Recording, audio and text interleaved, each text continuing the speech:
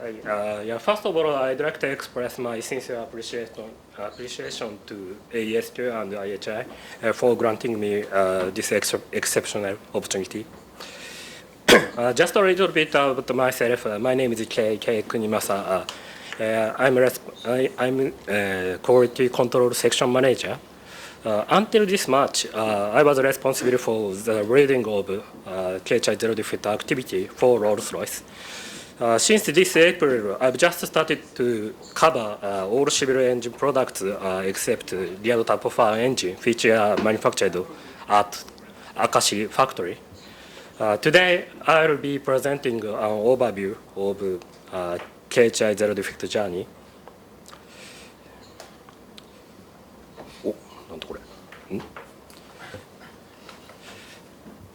First of all, let me introduce our company just to make sure. Do you know KHI? Yeah, probably you might know our motorcycle, Ninja, better than our aero engine project.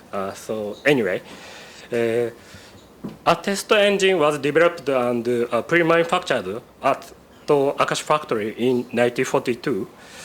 For civil engine products, KHI started to join RB211 and 20 series.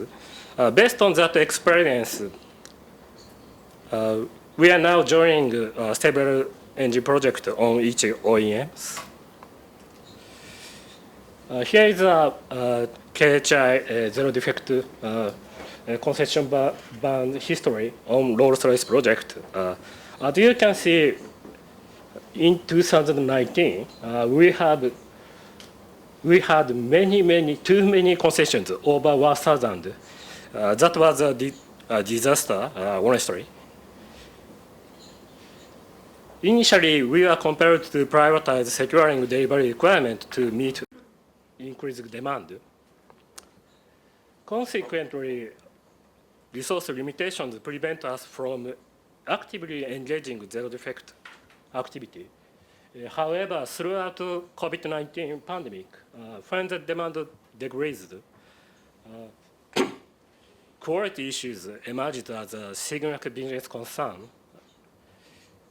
That's why we needed to change the mind and culture on quality immediately.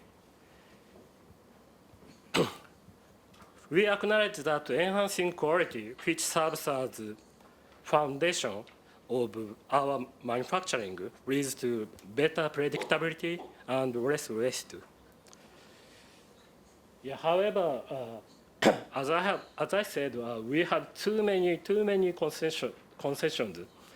That's why we should consider how we proceed implement activity effectively as much as possible. Eventually, we found the resolution referring from Heinrich's law, which is well known as theory of industrial accident prevention. I guess that this approach is very similar to IHI. So it shows a major relationship between major accident and minor accident and near-miss incident.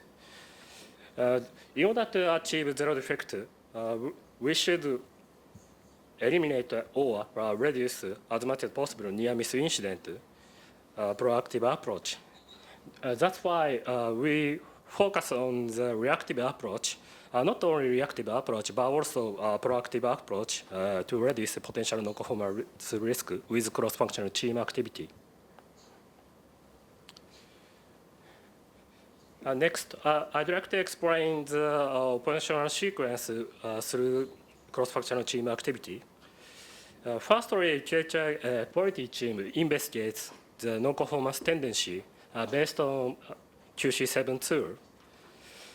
After that, we gather relevant specialists, for instance, design, ME, measurement specialists, and shop floor guys, to lead implement activity as a cross-functional team. The most important thing for this governance is how to show the leadership and how to give and sustain motivation on quality improvement activity.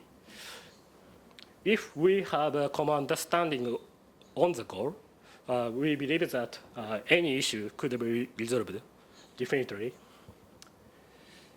Next, I'd like to explain the example of proactive approach. Based on that, our cross-functional team effort, it is to stimulate the interchange of idea, including the shop floor guy in Denver.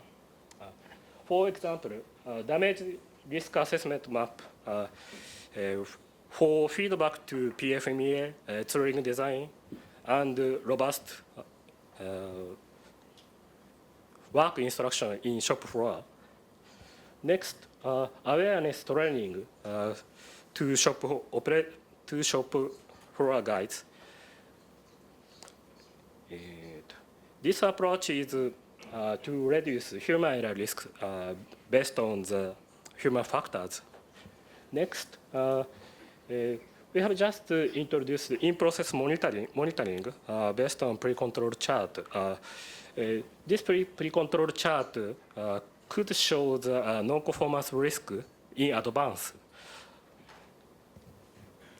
This method is referred from RM 30006. And finally, I'd like to explain the standardization activity to collaborate with Rolls-Royce. We believe that standardization it is essential for establishing foundation of our manufacturing. We believe that foundation standardization may not have a significant impact on reducing non-conformances.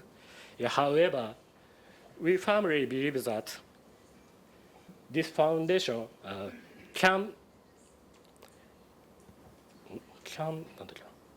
sorry, how can I explain?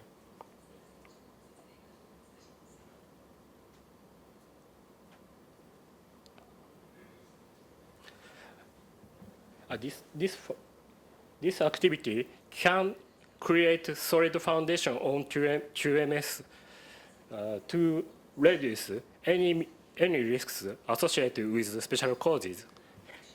In order to enhancing our product quality, it is essential for us to collaborate on our works across the entire our supply chain.